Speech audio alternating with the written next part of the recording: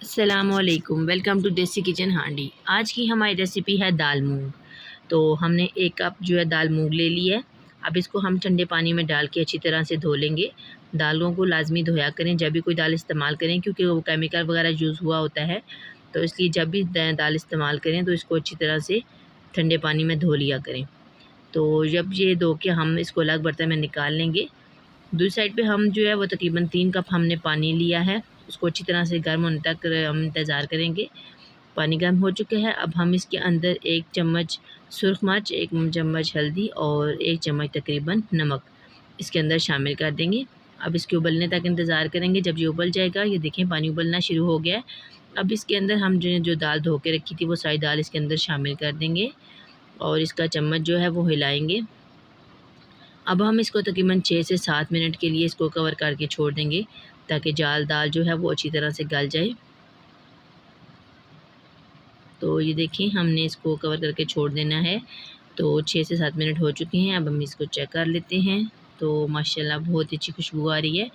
इसके लिए आपने मसाले बिल्कुल भी तैयार नहीं करने, बहुत ही आसान और जल्दी बनने वाली दाल मूंग है। और इसका जो जायका है वो भी बहुत ही अच्छा, इतना अच्छा जायका आपको होटल या ढाबे पे भी नहीं मिलेगा। तो इसमें कम चीज़ें डलती हैं और बहुत ही अच्छी तरीके से बन जाएगी। तो अब इसको बहुत ज़्यादा गाढ़ा नहीं करना, दाल गल चुकी है, बस इतना पानी रहना चाहिए। इतनी सी वो हो तो बिल्कुल फ्लेम जो है वो बहुत ही स्लो कर देनी है। और फ्लेम स्लो करने के बाद जो है हम दूसरी साइड पे हम इसका तड़का तैयार करेंगे। तो अभी हम इसको कवर करके तकरीबन छोड़ देते हैं जब तक तड़का तैयार होता है। तो तड़का तैयार करने के लिए हमने थोड़ा सा लहसुन लिया है और आधी चम्मच ज़ीरा और 3 से 4 सब्ज़ मिर्चें ले लेनी है। और ज़ीरा और जो लहसुन है उसको हम पीस लेंगे और एक बर्तन में ऑयल डाल के उसके अंदर ये ज़ीरा और जो लहसुन है उसको अच्छी तरह से फ्राई कर लेना है। यहाँ बात एक नोट करने की है कि इसको अच्छी तरीके से जो है जब तक फ्राई नहीं करेंगे उसका जो अच्छा जायका है वो नहीं आएगा।